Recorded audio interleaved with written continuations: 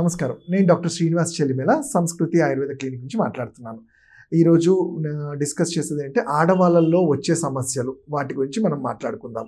ముందుగా మనం ఆడవాళ్ళలో వచ్చే సమస్యల గురించి తెలుసుకుంటే నెలసరి సమస్యలు అంటాం. అంటే మనం చూసుకుంటే ఆడవాళ్ళల్లో ఎప్పుడైతే మినార్కి అంటే ఫస్ట్ టైం మెన్స్ట్రల్ సైకిల్ వస్తుందో ఆ టైం నుంచి వీళ్ళ రీప్రొడక్టివ్ ఏజ్ అంటాము, అక్కడి నుంచి స్టార్ట్ అవుతుంది. అది మీనోఫాజ్ అంటే పీరియడ్స్ ఆగిపోయే వరకు కూడా ఇదంతా కూడా ఒక ఫర్టిలిటీ పీరియడ్ అంటాము. అలానే ఉమెన్ హెల్తీగా మెయింటైన్ అవ్వడానికి కూడా ఈ పీరియడ్ అనేది చాలా ఇంపార్టెంట్ పీరియడ్ ఉంటుంది. ఎందుకంటే ఇక్కడ ఆడవాళ్ళు ఎలా మెయింటైన్ చేస్తారనేది తర్వాత వీళ్ళ మీనోఫాజ్ మీద డిపెండ్ అయి ఉంటుంది. ఎందుకంటే ఆ టైంకి హార్మోన్స్ ఇంబ్యాలెన్స్ కానివ్వండి, ఇతరత్ర ప్రాబ్లమ్స్ రాకుండా, బాడీ పట్టుకోల్పోకుండా, లైక్ కాల్షియం ఇలాంటి డెఫిషియన్సీ లేకుండా ఉండాలి అంటే ఈ పీరియడ్ ఏదైతే నెలసరి స్టార్ట్ నుంచి ఎండింగ్ వరకు ఉంటుందో చాలా ఇంపార్టెంట్. సో ఇక్కడ వీటికి వచ్చే సమస్యల గురించి ఈరోజు తెలుసుకుందాం. మనం జనరల్గా మా క్లినిక్స్లో చాలా కామన్గా చూసేది ఏంటంటే, ఈ మధ్య చూసే చిన్నపిల్లల నుంచి పెద్దవాళ్ళలో కూడా PCOS అంటాం, అంటే polycystic ovarian syndrome are PCOD అంటాం. అంటే ఏంటంటే ఇవి గర్భాశయంలో లోపల బయట ఉండే, అంటే బయట ఉంటే మ్యూరల్స్ అంటాము, లోపల సిస్ట్ అంటారు. వీటినే నీటి తిత్తులు అంటాం. అంటే చిన్నగా సాక్స్ లాగా ఉంటాయి. మనం నిజంగా చెప్పాలంటే ఇవి లేమ్యాన్లో చెప్పాలంటే మొటిమల్లాగా, కొంచెం బుడిపల్లాగా వచ్చి గర్భాశయం చుట్టూ లోపల అంతా కూడా నిండి ఉంటాయి. అయితే ఇక్కడ చెప్పుకోవాల్సింది ఏంటంటే ఇవి నిజంగా అంత సీరియసా అంటే కొన్ని సందర్భాల్లో పెద్దగా అంత వరి అవ్వాల్సి ఉండదు.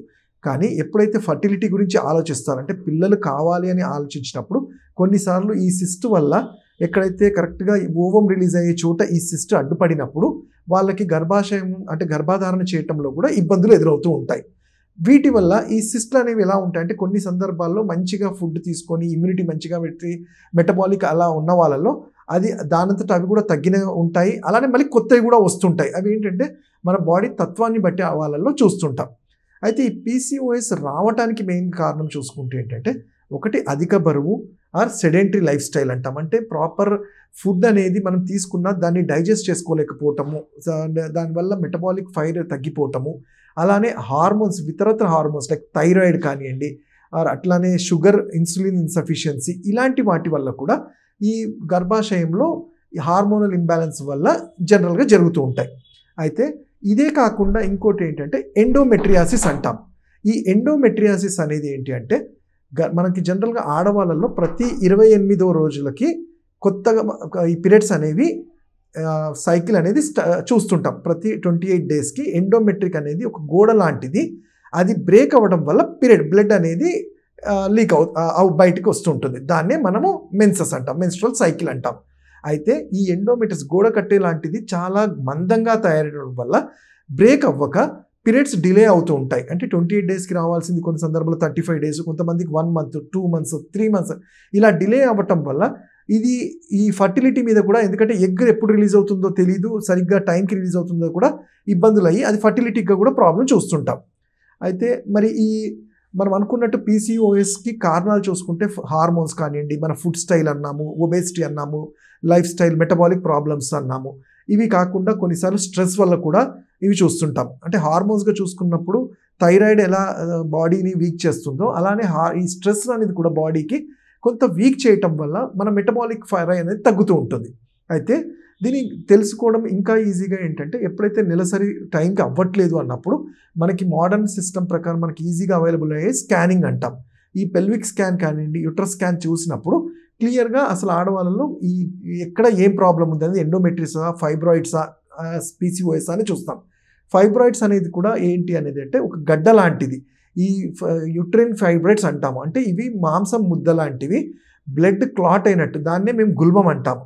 బ్లడ్ క్లాట్ అయినట్టు ఈ మాంసం ముద్దలు అనేవి కూడా యూట్రస్ని మొత్తం చేయడం వల్ల ఇది క్యాన్సర్గా కూడా టర్న్ అయ్యే ఛాన్సెస్ ఉంటాయి. కాబట్టి సరైన టైంలో తెలుసుకోవడము, ఆ తెలుసుకునేది కూడా ఫస్ట్ ఈజీగా అంటే పీరియడ్స్ స్కిప్ అయ్యాయి అంటే other than the fertility, conceive కాకుండా మిగతా టైంలో పీరియడ్స్ రావట్లేదు అలా అనుకున్నప్పుడు వెంటనే ఆయుర్వేద వైద్యుడిని సంప్రదిస్తే మీ నాడిని బట్టి మీది వాతపైత్య కఫాలో చూసుకొని, అవసరం అనుకుంటే నేను చెప్పినట్టు మోడర్న్ ఇన్వెస్టిగేషన్స్ లైక్ స్కానింగ్ ఇలాంటివి చూసుకొని దాన్ని మనం అక్కడే తెలుసుకోవడానికి ఉంటుంది. ఎస్పెషల్లీ చిన్నపిల్లల్లో చూస్తుంటాం. అంటే కొత్తగా పీరియడ్ స్టార్ట్ అయినప్పుడు వాళ్ళకి నార్మల్గా అక్కడ ఏంటంటే ఒక మంత్ రేట్ అవ్వచ్చు, కొత్త కాబట్టి పాపం గాబరా పడవచ్చు, కొన్నిసార్లు పెయిన్ డిస్మోనేరియా అంటాము, ఇలాంటి పెయిన్స్ వల్ల గాబరా పడిపోతుంటారు. అయితే వీటికి ఆయుర్వేదంలో చాలా చిన్న సింపుల్ చిట్కాలు చెప్పబడింది. వీళ్ళకి మందులు లాంటివి అవసరం లేకుండా మనకి ఇంట్లో దొరికే ఆముదము కానివ్వండి, కర్పూరాది తైలము స్టమక్ మీద పొత్తి కడుపు అంటాము. బొడ్డు చుట్టూ కానీ, బొడ్డు కింద కానీ అప్లై చేయటము, కొంచెము ఉప్పుని మూట లాంటిది కట్టి కాపడం లాంటిది పెట్టడం వల్ల మజిల్ స్పాజమ్స్ తగ్గుతుంది. అలానే ఆయుర్వేదంలో చాలా చక్కటి ఔషధాలు లైక్ అశోకారిష్ట అంటాం. ఇవి ఏంటంటే బాడీలో ఎటువంటి side effects, bad side effects, chemical changes లేకుండా న్యాచురల్గా తగ్గించేది లోద్రాసవం అని కానీ, అశోకారిష్ట అనేది కానివ్వండి, ఇలాంటివి ఇస్తూ ఉంటాం.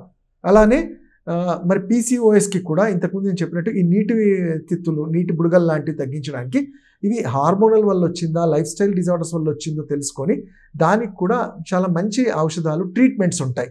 లైక్ దాన్ని ఆయుర్వేదంలో పంచకర్మలో పూర్వకర్మస్ లైక్ గర్భాశయ ధార అని కానివ్వండి, యోని పిచ్చు అని, వీటి వల్ల లోపల ఏవైతే ఈ ఫంక్షనాలిటీ దాన్ని తగ్గిపోయి ఉంటుందో దాన్ని కరెక్ట్ చేయటము, అధిక బరువు వల్ల ఉంటే ఆ బరువును తగ్గించడానికి ఉద్వర్తనము, త్రిఫలాచూర్ణం అని కొన్ని ఔషధాలు మీ తత్వాన్ని బట్టి అడ్వైస్ చేస్తూ ఉంటాం. ఫైబ్రైడ్స్ కూడా నేను చెప్పినట్టు ఈ గుల్మం అనే దాన్ని తగ్గించడానికి వరణాది కషాయం, గుగ్గులు తిక్తక కషాయం అని కొంచెం ఓపిక్గా ఈ మందులు వాడుకుంటే ఈ గర్భాశయం అనేది డ్యామేజ్ అవ్వకుండా, ఇతరత్ర ప్రాబ్లమ్స్ రాకుండా మనం కరెక్ట్ చేసిన వాళ్ళం అవుతాము. ఎస్పెషల్లీ గర్భాశయ ధార, గర్భాశయ పిచ్చు అనేవి ఈ ట్రీట్మెంట్స్ అనేవి చాలా ఎక్సలెంట్గా ఇందులో వర్క్ చేస్తుంటాయి. ఈ ప్రాబ్లమ్స్ వల్ల ఒకవేళ ఫర్టిలిటీ అంటే పిల్లల్ని కలగలేకపోతున్నారు అన్నప్పుడు ఏంటంటే అప్పుడు కూడా ఈ ట్రీట్మెంట్స్ అనేది సజెస్ట్ చేయడం వల్ల వాళ్ళ ఏఎంహెచ్ అంటే యాంటీములేరియన్ హార్మోన్ కానివ్వండి ఏమన్నా తగ్గిపోయినప్పుడు, లేదంటే ఇతరత్ర హార్మోన్స్ ఏమన్నా ఉంటాయి, ఎండోమెట్రిస్ ఇంతకుముందు చెప్పినట్టు, వీటన్నిటిని కూడా మనం కంట్రోల్ చేయగలిగితే ఇది వీళ్ళు ఈజీగా కన్సీవ్ అయ్యే ఛాన్సెస్ కూడా ఉంటాయి. అయితే వీటి ఇంకో లక్షణాలు ఏముంటాయంటే మెయిన్గా టీనేజ్ గర్ల్స్ చూసేది ఏంటి, పీసీఓఎస్ వల్ల హర్సుటిజం అంటాం. అంటే చిన్నగా ఈ మూతి దగ్గర గడ్డము దగ్గర హెయిర్ లాంటిది రావటము, చాలా హార్ష్గా స్కిన్ అయిపోవటము, బరువు పెరిగిపోవటం కూడా చూస్తుంటారు. చాలా ఇబ్బంది, టీనేజ్ గర్ల్స్కి చాలా ఇబ్బందికరంగా ఉంటుంది జుట్టు రాలిపోవటము.